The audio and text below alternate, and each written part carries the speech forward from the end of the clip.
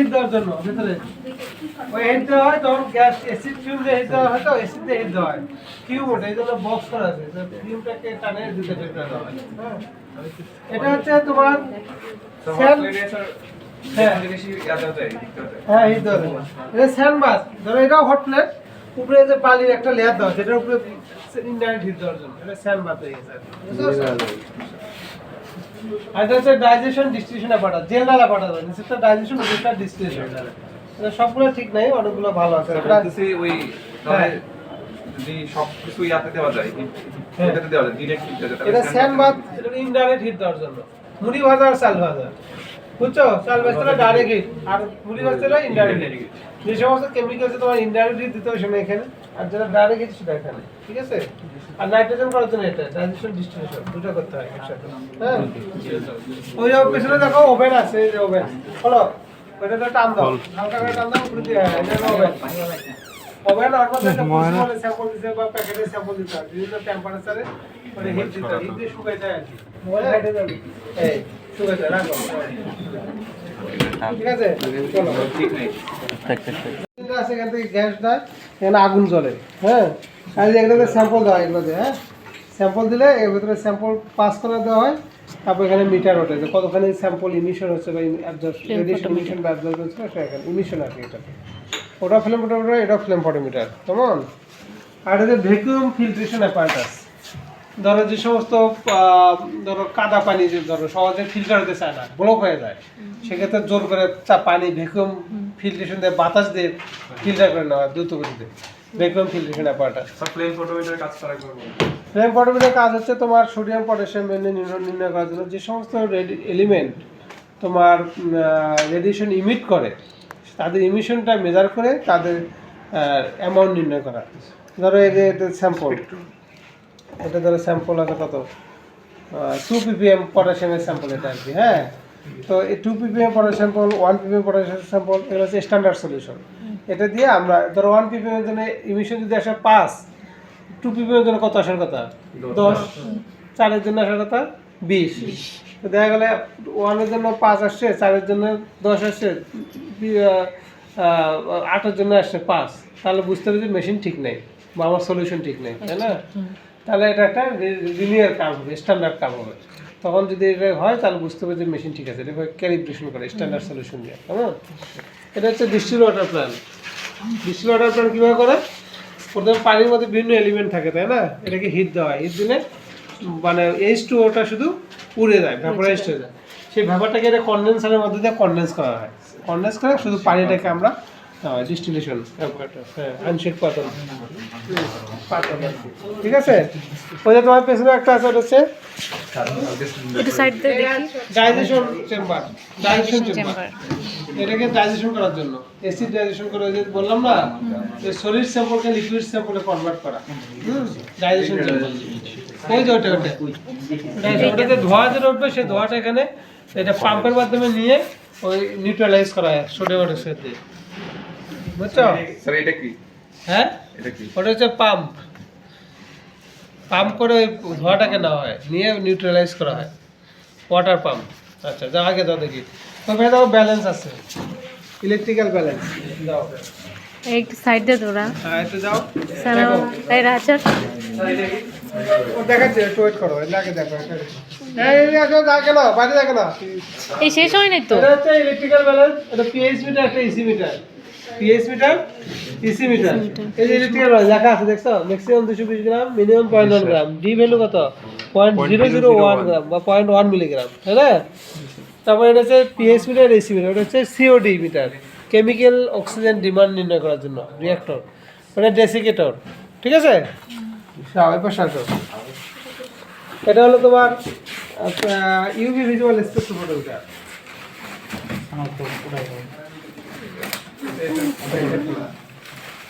এটা হচ্ছে UV visual spectrophotometer হ্যাঁ এটা কাজ হচ্ছে তোমার ফসফরাস করার জন্য ব্যবহার করা হয় হ্যাঁ UV visual spectrometer ultraviolet visual spectrometer visual spectrophotometer এটা হচ্ছে তোমার গ্রাইন্ডার মেশিন গ্রাইন্ড করা যায় স্যাম্পল গ্রাইন্ড করা হ্যাঁ সুন্দর এটা হচ্ছে তোমার শেকার অরবিটাল শেখার এরকম করে শেক করার জন্য, হ্যাঁ, মিক্সার করার জন্য, কেমন? দিছেন। এটা হচ্ছে ওয়াটার বাথ। এখানে কি আমাদের পানি দিয়ে হিট দেওয়ার জন্য, ঠিক আছে? পানি দিয়ে ওয়াটার বাথ, ঠিক আছে?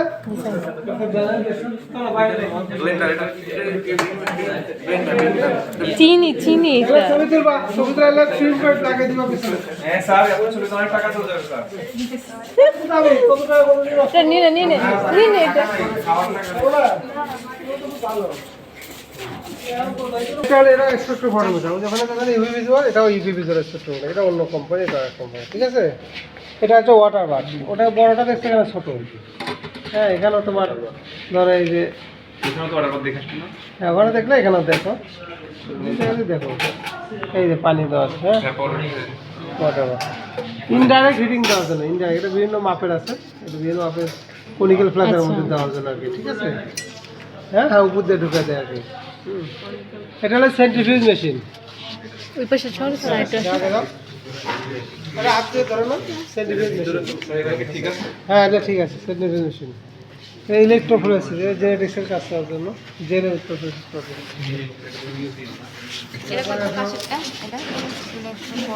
ইলেকট্রোফোরেসিস। দেখি একটু ছবি তুলি। এটা সেন্ট্রিফিউজ মেশিন। সেন্ট্রিফিউজ।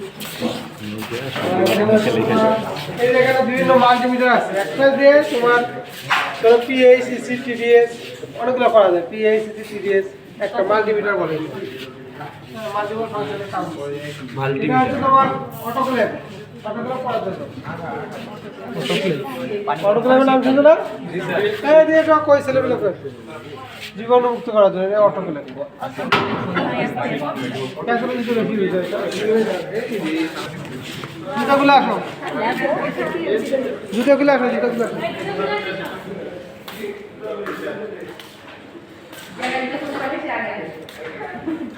আচ্ছা আচ্ছা, চিন্তা করবে আসছে না আগে? না স্যার। এদিকে আসো।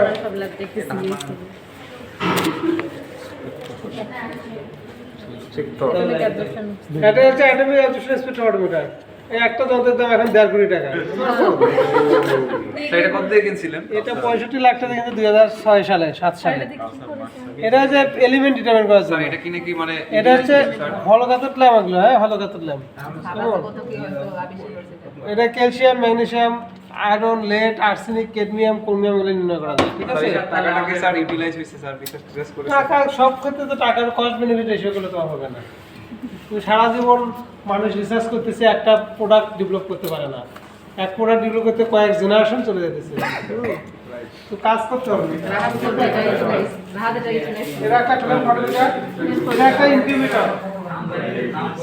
এই যে স্যাম্পল চলতেছে ইনকিউবেটর, হ্যাঁ, এটা নির্দিষ্ট এই যে ইনকিউবেটর স্যাম্পল, এই যে মাইক্রোবিয়াল স্যাম্পল চলছে, মাইক্রোবিয়াল কাজ করতে দিচ্ছে লোকজন।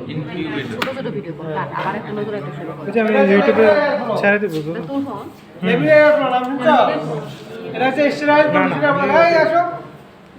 স্টেরাইল কন্ডিশনের মধ্যে কাজ করার জন্য, ভেতরে কোনো কন্টামিনেশন নাই, এই জন্য কাজ করবে, ঠিক আছে? সাপ দেখো, এটা হচ্ছে CH NS analyser, CH NS analyser, কিছু একটা আছে প্রায় 85 লাখ টাকা দিয়ে, হ্যাঁ। এটা হচ্ছে সিএইচ এনএস অ্যানালাইজার, এটা হচ্ছে carbon, hydrogen, nitrogen, sulphur solid sample দিয়ে করার জন্য। এটা যেন পিসিআর, এটার নাম শুনো না, করোনার সময় পিসিআর করতে, এই সেই পিসিআর। এটা যে পিসিআর পলিমারের চেইন রিঅ্যাকশন, এটা তো মাইক্রোস্কোপ আছে স্যার আছে আরো আছে।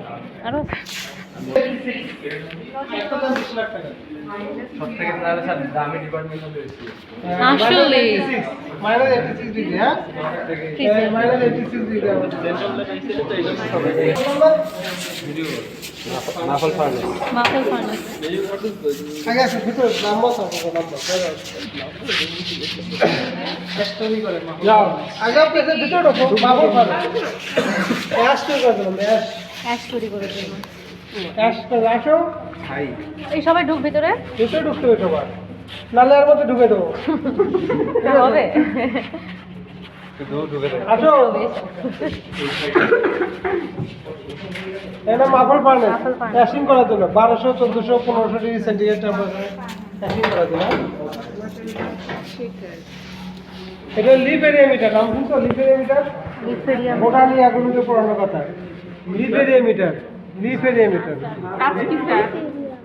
পাতার ক্ষেত্রফল মাপার জন্য। পাতা লিপ এরিয়া মিটার।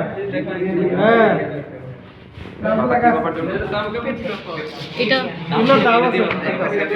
এর ডাইমেনশন ডিস্ট্রিবিউশন ওখানে দেখছো একটা এখানে একটা। এটা রোটারি অপারেটর, নাম শুনছো রোটারি অপারেটর? জি স্যার, এটা হচ্ছে distribution apparatus.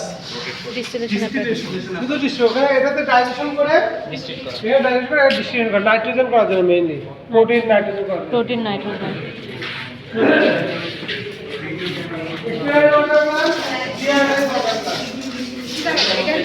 Sterile water distil water চেয়ে তো ভালো ডিআরএস। এটা হলো ডেসিকেটার, আগে শুরু থেকে ডেসিকেটর পুরো ব্যালেন্স আছে। এটা হচ্ছে ওই যে স্ক্রাবার বলে, এটা হচ্ছে ওই যে ওখানে একটা দেখবেন ওয়াটার পাম্প, ওই ডাইজেশন করলে ওখানে ফিউম ওঠে, অ্যাসিডিক ফিউম ওঠে, যেটা চোখে না একটা সমস্যা। তো ওটাকে পাম্পের মধ্যে এনে এই যে অ্যাসিড অ্যালকালাইন সলিউশনের সাথে নিউট্রাল করা হয়, যাতে বাতাস কন্টামিনেট না হয়। এটা ড্রাইং ক্যাবিনেট, এটাতে রান্না করা যাবে। এটা ওভেন, এটা ড্রাইং ওভেন, ড্রাইং ক্যাবিনেট, এটা মাফিন কন্টেনার। ড্রাইং ওভেন, এটা একটা মাফল ফার্নাস, মাফল ফার্নাস, এটা একটা ওভেন, এটা পানির মধ্যে দিয়ে শেক করা ছিল, পানির মধ্যে দিয়ে সেখানে ওয়াটার করে। আর এটা হচ্ছে অরবিটাল সেখানে, ওই যে দেখালাম যে ওয়াটার অরবিটাল সেগুলো কি সব ঠিক ঠাক আছে? এগুলো ঠিক নেই, এগুলো না।